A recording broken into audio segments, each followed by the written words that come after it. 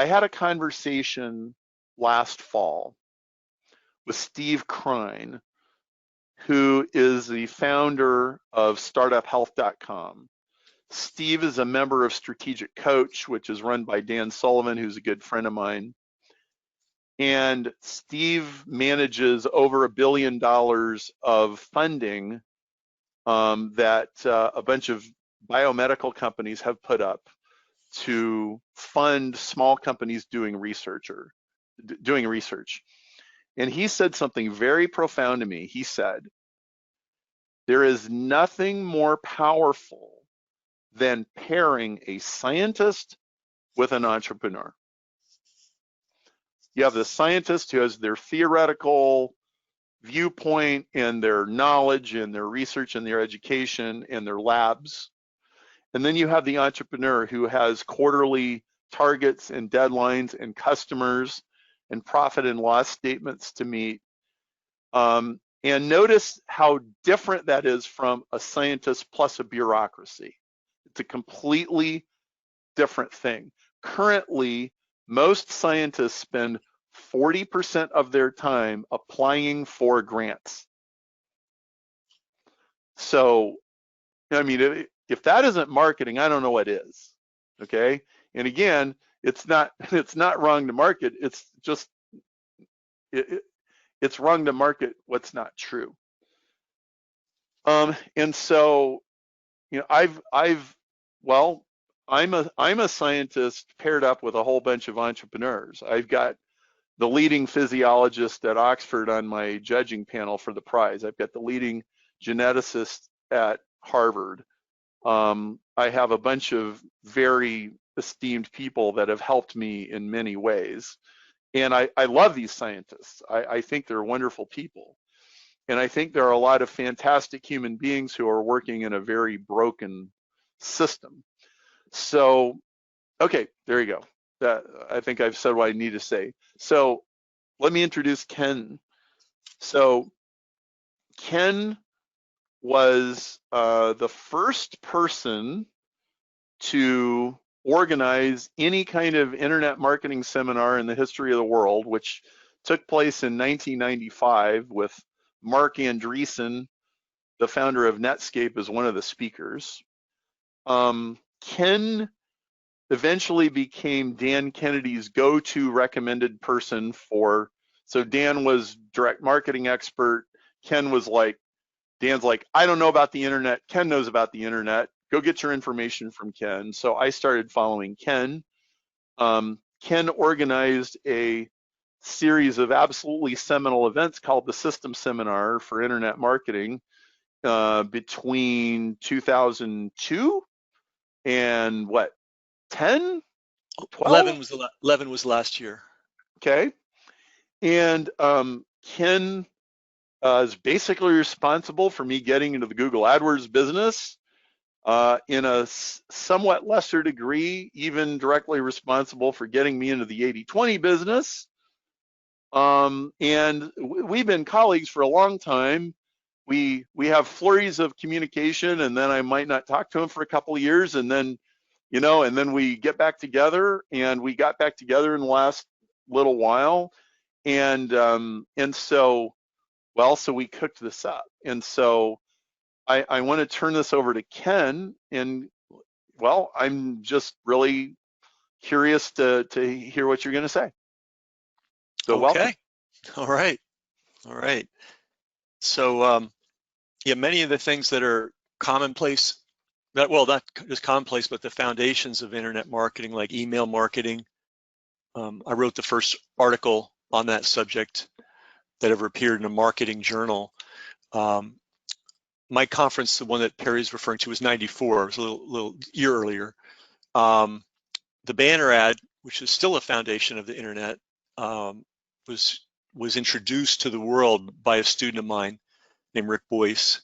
Time Magazine credits me with being the person who identified the click-through rate as a key metric for making the internet work as a commercial medium. And people forget that in 94, when Bill Gates was writing his Business at the Speed of Light bullshit book, no one knew how the internet was going to pay for itself. No one knew.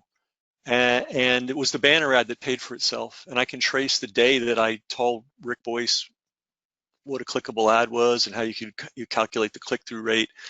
I was working on this thing called an autoresponder. I had my own homemade version in 1996. Somebody liberated me by creating Aweber in 1997, and I threw in the towel on that. But so I was very early on that, and on it goes. And none of these things happen by accident. They were the result of a lot of study and a lot of thought. And also swimming up against the stream. You know, direct marketing people were not interested in the internet in the 90s, and digital media people were not interested in the internet, believe it or not, even in San Francisco in the early 90s. And they certainly weren't interested in direct response. They were actively hostile towards it.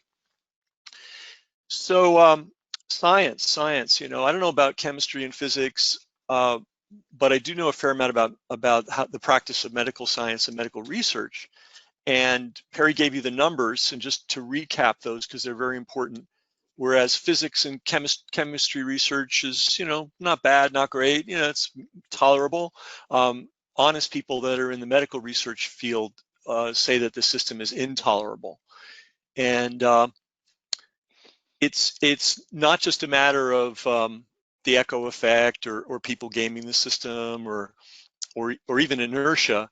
It's commercial. It's strictly 100% commercial. On a practical level, if you ever get a serious disease that the medical establishment considers serious or will even recognize, because there are diseases they won't recognize, that they remain perennially confused about. Millions of people may have them, but they're not that interested in them.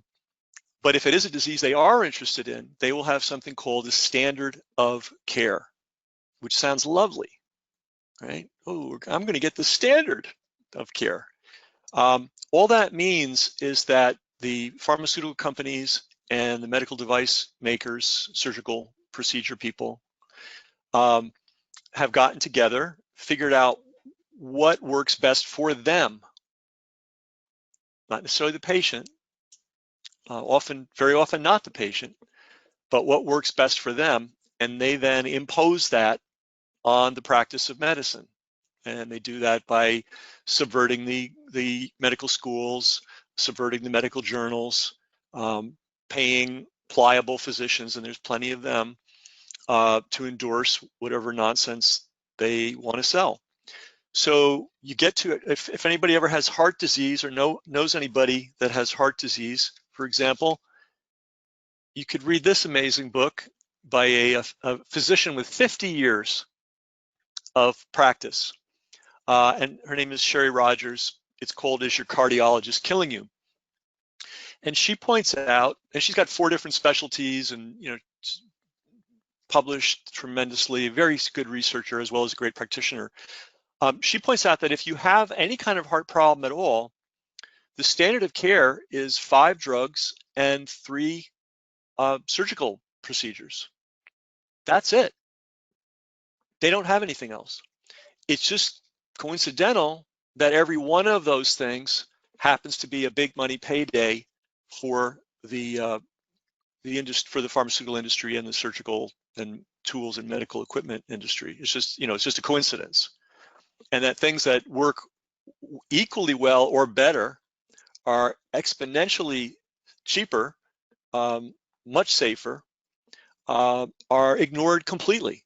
For instance, magnesium levels, something that's easily measured, is very significant in the functioning of your heart. Now, they know that in medicine because if you end up in a good emergency room with a heart attack, they will shoot you up with magnesium as a last-ditch effort to keep you alive. You could have been taking trace amounts of magnesium daily and kept your heart in tune and never had a heart attack in the first place, but that would have been too easy. So it may sound like, oh, you know, you're hopelessly cynical about this, Ken. It can't really be that bad. It is. It is. I mean, we have a disease called diabetes too, routinely reversed, but they don't want to hear about that. I even went to an alternative health conference once. I won't mention the name of the guy that ran it. And this was all the heavy hitters, all the big newsletter publishers, famous people with big doctors with big multi-million person followings and so on. And the subject, this was about 10, well, this maybe even 15 years ago, the subject of diabetes came up. And even in this alternative health group, they were excited and thrilled because in their view, diabetes was incurable. You couldn't reverse it. Once you had it, you were done. You had it for the rest of your life. So as Perry pointed out, marketing is an element of everything. It's certainly an element of medicine. And to even these alternative health people, the attractiveness of diabetes was that you had a huge and growing market that needed you forever. And they weren't really, in fact, they didn't discuss or raise the issue of the fact that there are MDs that routinely reverse diabetes. That didn't come up, even in this alternative health group. They were more interested in the fact that the market was growing and that there was money to be made. It was a lifetime customer. That's the alternative people. So imagine how bad it is with the just the pure industrial cartel people. So standard of care. So what if you develop something that is as effective or more effective within a specialty that is cheaper, much cheaper, much safer, has a better result? Will you get published? Answer, you will not. You will be ignored for a while. If you're listened to, you'll be, if you develop some traction, you'll be ridiculed in ways that only professional PR people can do, cook up. If you get a lot of traction, you'll be attacked viciously. And that's the case. Those are your doctors. And I just heard an amazing account from a emergency room nurse, ICU nurse, 30 years of experience. And they're dealing with a lot of these so-called COVID-19 patients. And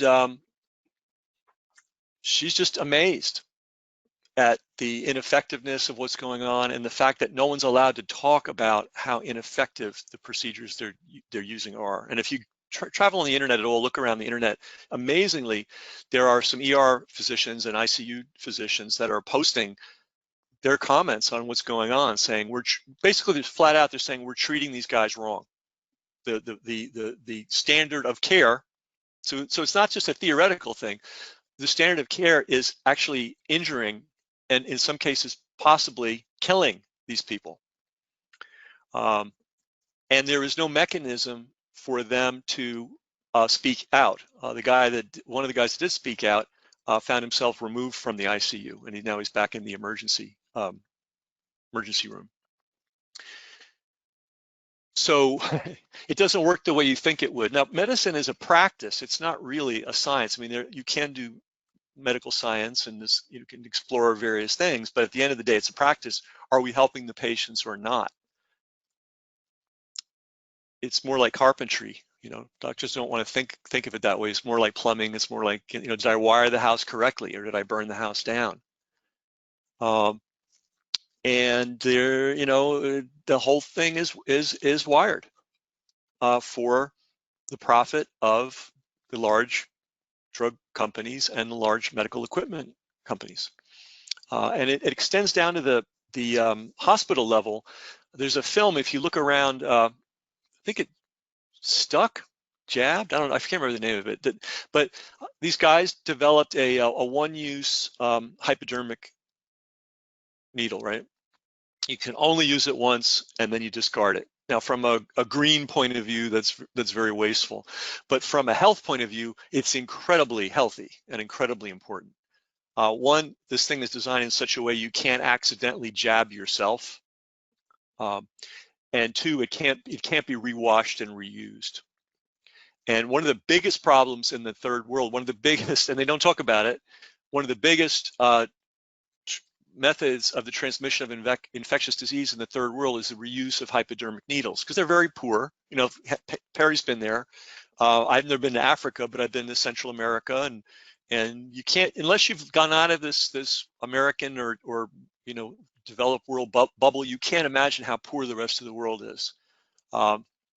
Sometimes, you know, often they have food, and they'll have modest accommodations, but everything else, you know, equipment, tools, medicine, anything manufactured, very, very, very short supply. So in a place like Africa, they know they're not supposed to reuse the needles, but they'll wash them and reuse them. So this one use needle would stop that. These guys couldn't sell it to hospitals at all. They couldn't even get hospital administrators to take the meeting in any hospital they went to. And they did some research and they found out there was a company that controlled 80% of the market for standard hypodermic needles. And by some means, kickbacks, bribery, God knows what, they had a permanent lock on the use of hypodermic needles in US hospitals. If you had a better mousetrap that saved lives, you were not going to get in. Had another interesting experience. A friend of mine who was a stock, he was started as a PhD economist and then became a stock analyst, then realized he was being paid and compelled to lie about companies. If the investment bank had shares to sell, if they were underwriter, he had to find good things about the company. And if he found that the company was a pile of dog shit, he wasn't allowed to say that. And so he got out of that business, and now he's in the health field, and he deals with a lot of health people. I have two stories about him. Let me tell you the more dramatic one. There is a physician who has got a business in which he's an advisor to 300 plus Fortune 500 companies. And he says if he got COVID-19, he's getting intravenous vitamin C. And he's never going to say that publicly.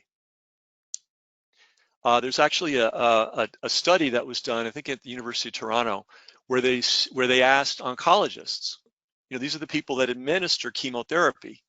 If you get cancer, are you going to have chemotherapy administered to yourself? And I believe around 80% of the practicing oncologists said, oh no, we're not going to do that. But there was another, but I want to go back to the friend that, the other story my friend had. So everyone knows what an MRI is. It's kind of ungainly. They lay you down and they, you know, push you into the machine and, you know, all this stuff. Well, most people that have back pain do not have back pain when they're lying down. You know, you have back pain when you're standing, or you have back pain when you're sitting, or you have back pain when you're lifting something. So an MRI while you're lying down is theoretically interesting, but it's not the most useful thing in the world. And he had a colleague that developed this upright MRI, and it worked. And so you could see, well, now I can see why this guy's in pain, because when he's standing up, we see the nerves being impinged or whatever it is these guys see.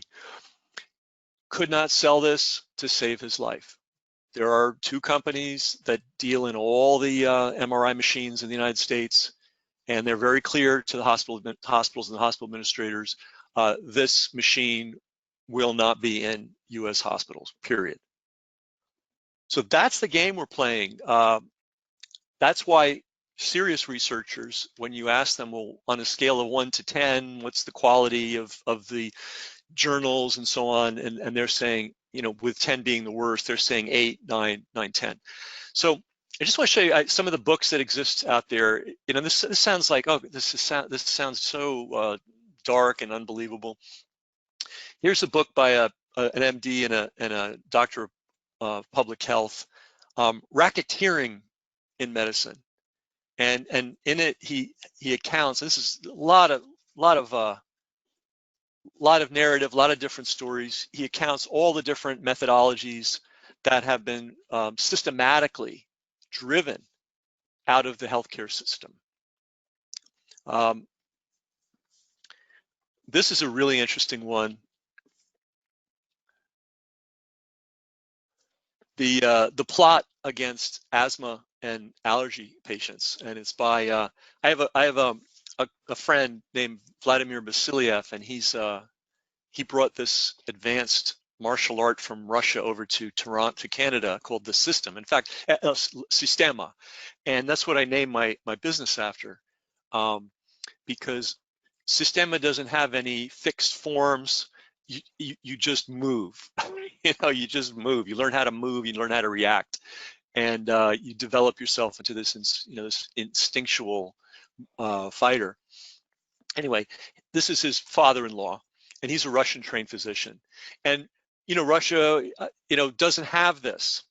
They probably have the echo chamber. They probably have the grand old man that has his theory, and don't step on the grand old man's theory because he's going to be unhappy, and that won't be a good thing. But they don't have a pharmaceutical company saying, you know what? I know there's a better way to treat allergies, but we're making billions doing it this way. So why don't you just go get lost? Okay. So that's what this book is about. Whole book about the subject. This is a wonderful one.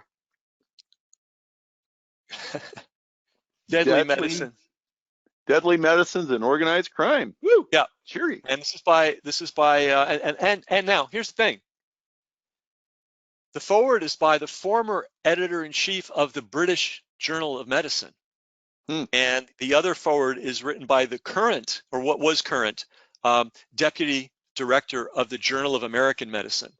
So people know that and this is strong language. Organized crime, racketeering. Another book, Truth About Drug Companies, How They Deceive Us and What to Do About It.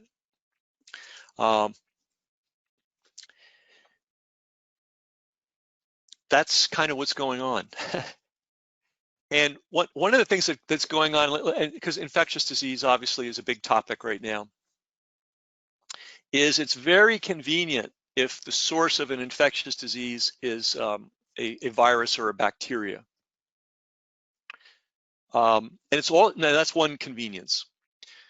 It's also very convenient if you paint the human being as being this incredibly vulnerable, fragile system that can barely protect itself and requires tremendous amounts of external intervention in order to survive.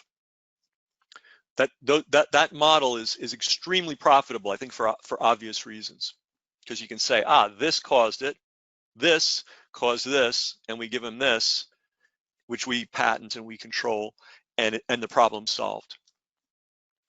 So there's some really interesting books about this. Is a great book, Selling Sickness. How the world's biggest pharmaceutical companies are turning us all into patients. Now, I studied neuroscience at Princeton. I didn't get my degree in it because it was too hard, but I studied it, and one of my professors was Bart Hobel, and Bart Hobel is the guy that charted the dopamine pathways in the human brain. And we were studying I graduated in '81, so this was the late '70s. And neuroscience was a fairly new discipline in those days. And pharma had not really gotten that interested in it yet,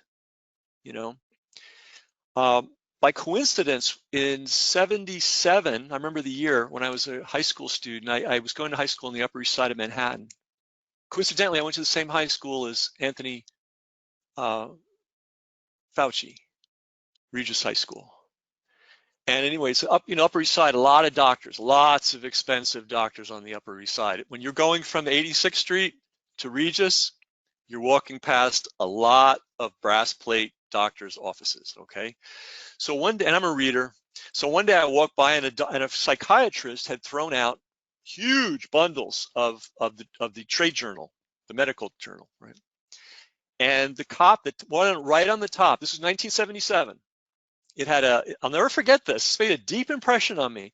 It was like a stick figure, or a marionette type of figure with a kind of ropes wrapped around it. And the headline for the psychiatric journal, cover story was, Now get this, guys, this is 1977. Is it ethical to use psychomedications, pharmacology, to control seriously disturbed mental patients? Okay, the ethics in 1977 was, if somebody's really profoundly disturbed, we could take care of them, we could straitjacket them. There's a lot of things we could do. We've got these drugs, we know they exist, they're out there, we know they kind of work. Is it ethical to put somebody on these drugs and maintain the person on the drugs as a cheaper way of helping that person than, you know, a caretaker? That was the state of the art of psychiatry in 1977. So I go to Princeton and I'm studying neuroscience, and Dr. Hobel, Professor Hobel, is telling us very clearly, you don't screw with the neurotransmitters in the human body lightly. You don't mess with them casually. You don't fool with them, because you distort them. You can distort the actual neurons permanently. Okay, so fast forward a little bit, and now I don't track it anymore because it's too depressing. But there are millions of kids who's mostly boys, a lot of them minority boys, whose sole mental illness is they're fidgety. They find it hard to sit still in the classroom. They want to talk. They want to play around. Well, that's considered now, that's been pathologized. That's now been given names, and drugs have been prescribed. And I had a nephew who was prescribed Adderall.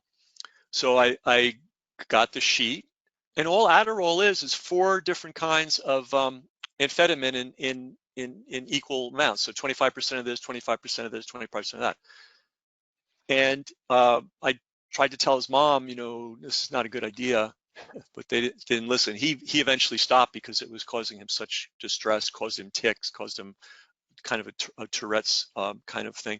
But anyway, why did that? How did you go from science saying, hey, these drugs are powerful? They have a very, it's a sledgehammer on the neurons. It's not subtle at all.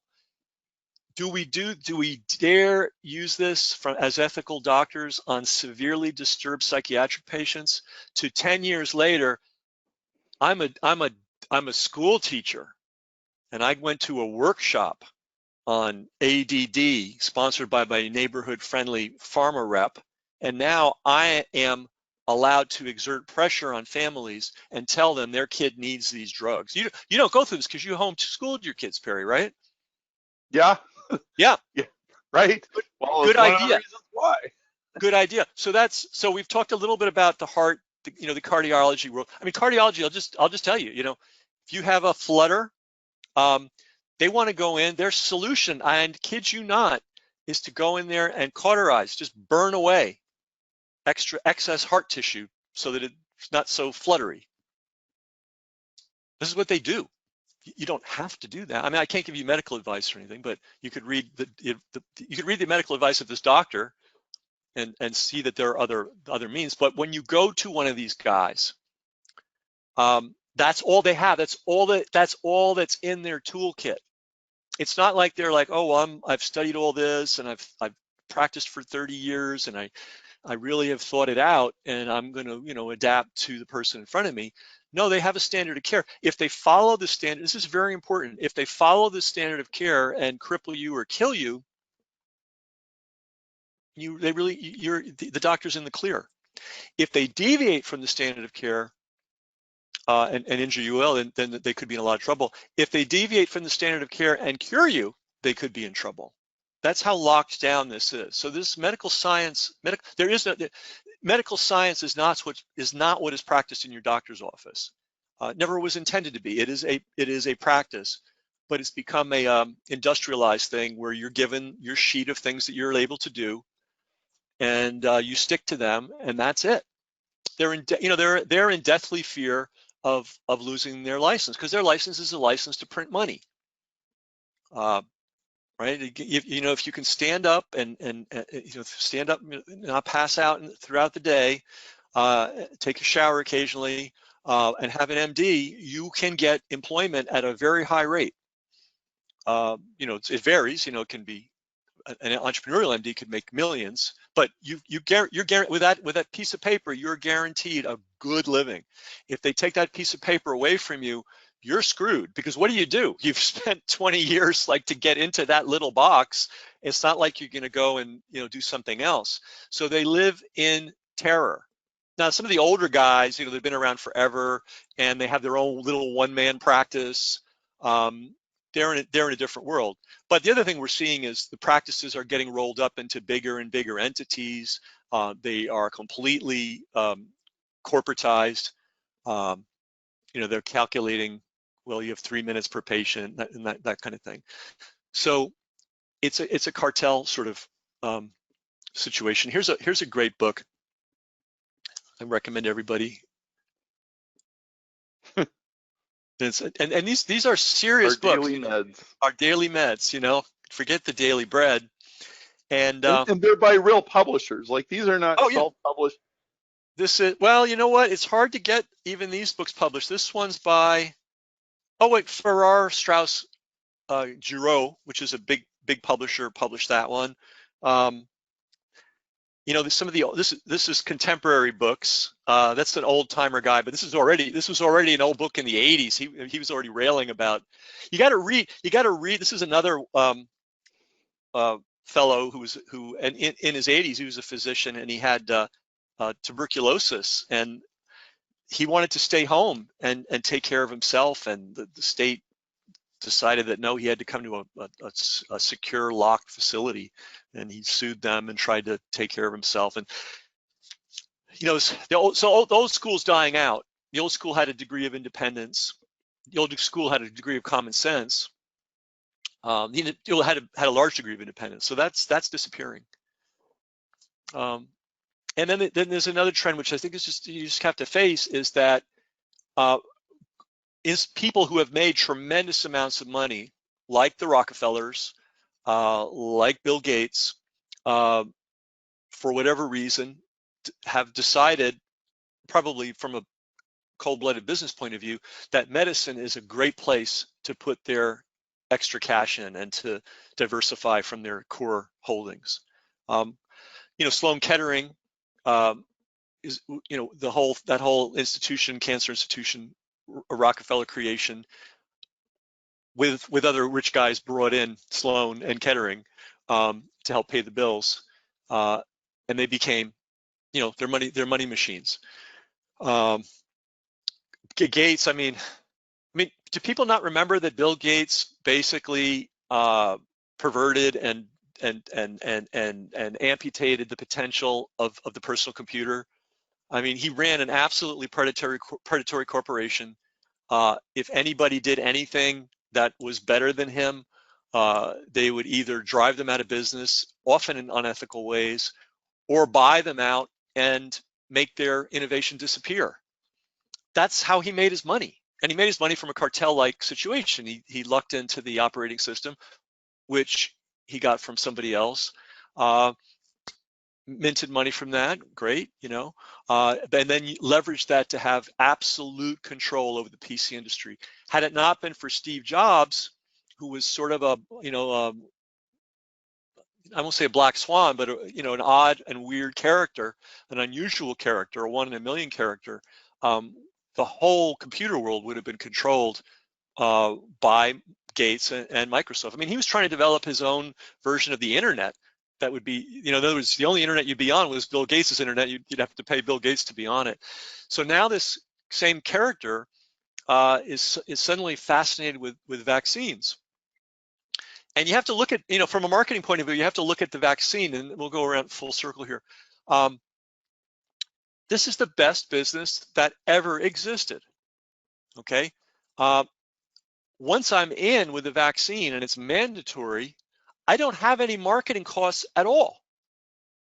I don't have to persuade anybody. I don't have to send out, glossy brochures. I don't have to send a salesperson. I don't have to do anything. And not only do I not have to sell it, it is a continuity. Every year, the new babies come into the world and we're shooting them up with the product. The other amazing thing that they've worked out in the United States, at least, is total immunity to product liability issues. So if there is a bad batch, and it happens, believe me, it happens.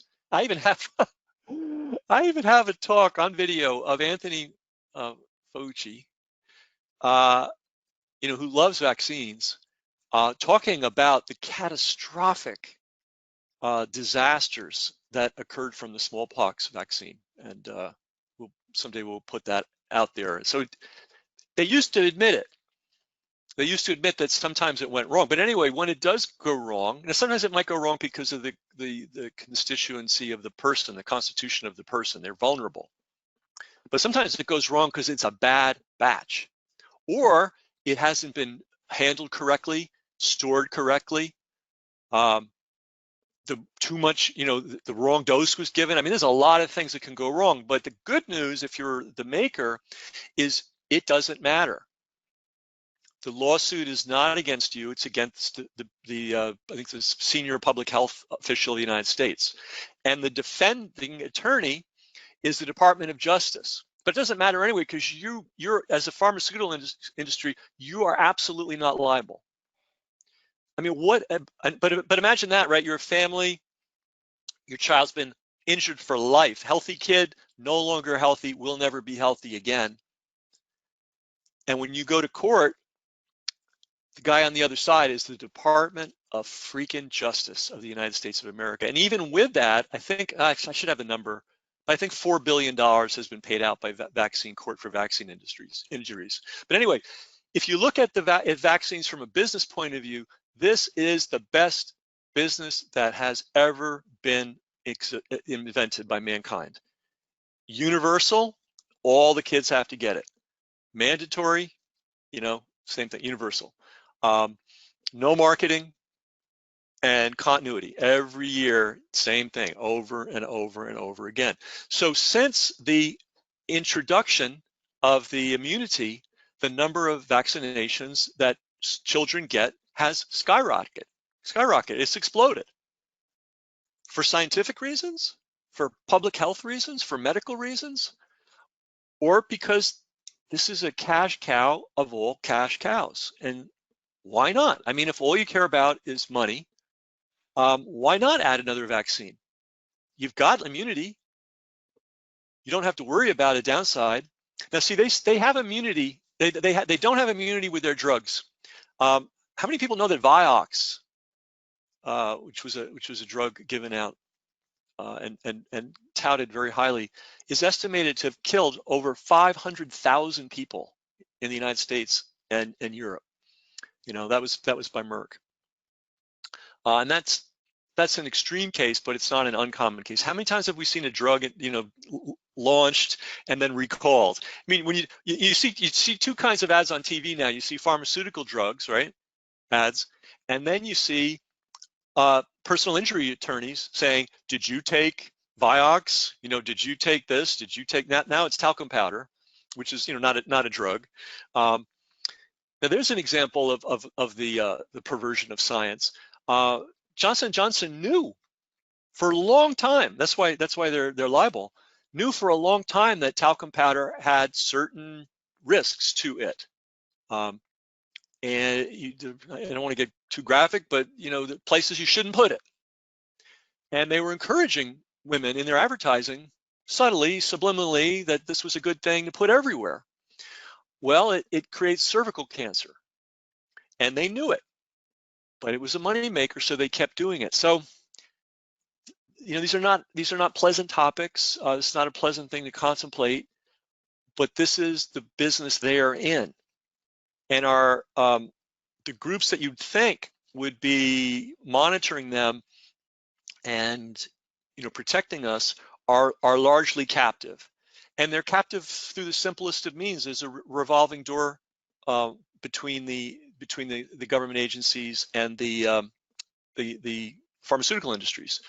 The greatest example, going back to Merck. Merck had this disaster with Vioxx, and they were liable for many, many, many billions of dollars. But first, they lost their cash cow, and then second, they were liable for many billions of dollars. So they cooked up something called the human papilloma virus vaccine. And they decided that science had proven, and it certainly has not, that this virus contributes to cervical cancer. And then if you get a vaccine for the virus and you don't get the virus, you won't get the cancer, and blah, blah, blah. And they use that as a way to sell this into school systems all over the country and world. And there have now been so many injuries to young girls from these vaccines that in countries that are not dominated by pharma, like Denmark and like Japan, these governments have been compelled to set up regional clinics specifically to deal with all the fallout from those vaccines. Japan has basically advised its population not to get that vaccine.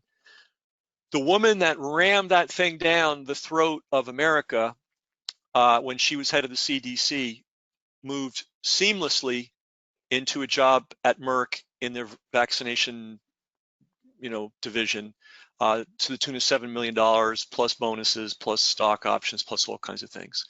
So this is the problem. We have agencies. There are probably good people working in the lower tiers of these agencies, but at the top, they're basically as corrupt as human beings can possibly be. And we've got, I don't know if I'm allowed to get into this particular case, but if we're talking about infectious disease, the guy who's had a lock on that is Anthony Fauci, or Fauci. There's all kinds of ways. Fauci. Some guys call him Tony Fauci. There's all kinds of ways you could call him, but he's had a lock on that job since 1984. Now, think about that. Reagan, Bush 1, Clinton, Bush 2, Obama, and now who keeps a job that long? The only guy I can think of is J. Edgar Hoover. He's got his name on a lot of papers and he's cited a lot. I defy you to find any science he's done that's been worth a damn in his entire career. Okay, but what he has done is he's a Mandarin. Like, he has kept in a very Byzantine, very complex political environment, he's kept his bread buttered nonstop for 36 years. He has absolute dictatorial control over funding from the NIH for infectious disease. Okay, so Perry was talking earlier about you're a researcher. You're not an entrepreneur. You're a guy that wants to advance science. You probably were not born a Getty or a billionaire. So you got to get the money somewhere, and that's your box. Like, that's your life. Okay, and literally imagine this: you're a little rat in a box, and the only person that's going to put cheese in there pretty much is the NIH, and then the other group that you mentioned, that Perry mentioned. But NIH is a big, 800-pound gorilla. If you offend them, you're done. You're finished. You can be a senior tenured professor with decades of experience, citations up the wazoo. You could have been invented and discovered major things that have objectively changed the course of medicine. If you piss off, and it turns out it's Anthony Fauci since 1984, your career's over. An individual, I won't even tell you the sex, works for a big university, and the nature of this person's job is she deals with scientists who are fund gathering people.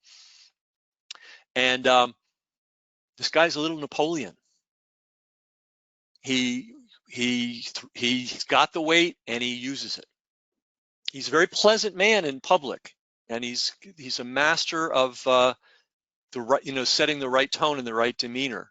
But he has absolutely dictatorial control over infectious disease. And in his model of the universe, there's got to be a virus or a bacteria or a pathogen that creates the disease, because then that gives us, then we can come up with a treatment that counters the virus or a vaccine that, heads the virus off at the pass.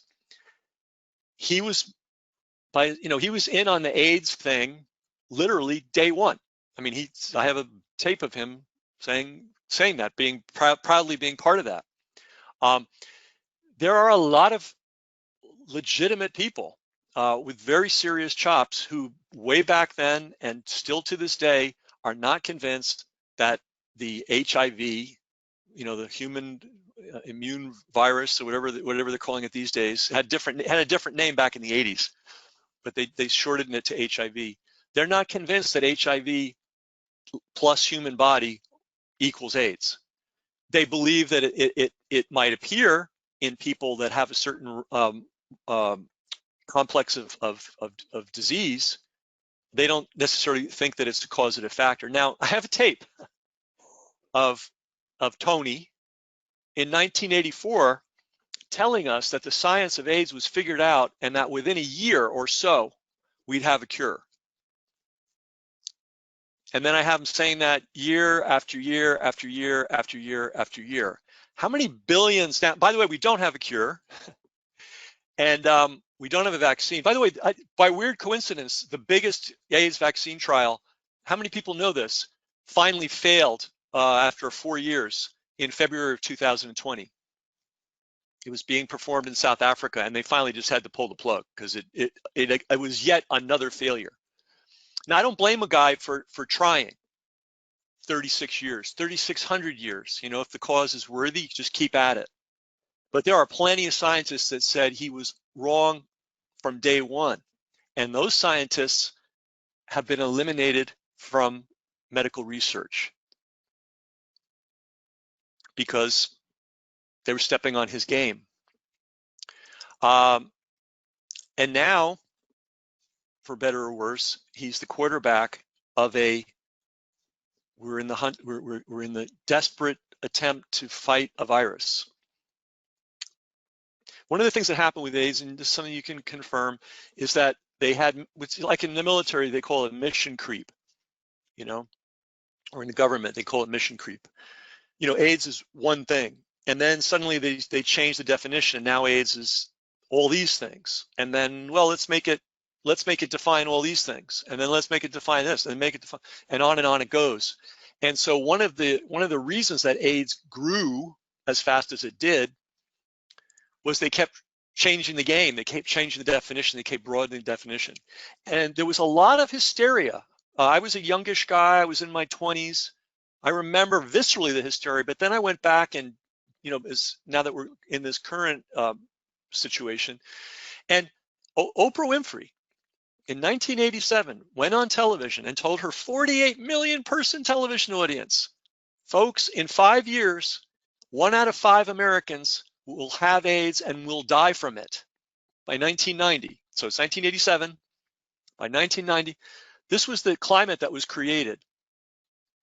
If I'm a salesperson, if I'm a marketer, if I have a product, I sure want to push that fear button. I want to push that hysteria button. I want people's undivided attention. I want them to think that there's something that they absolutely can't deal with on their own, that it's coming to get them. Because then that makes it very easy for me to sell my solution, whatever it is. And we need to look at the players in our current situation and their history and their experience at running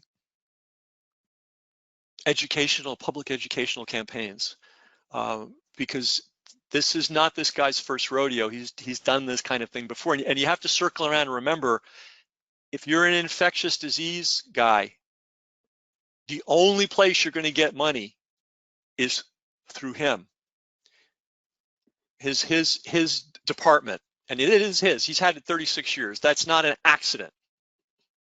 This didn't happen casually. He's not a disinterested, absent-minded professor kind of guy that cares so much about human health that he can't sleep at night. This is a guy that is, he's got his knife sharpened and he's playing for keeps.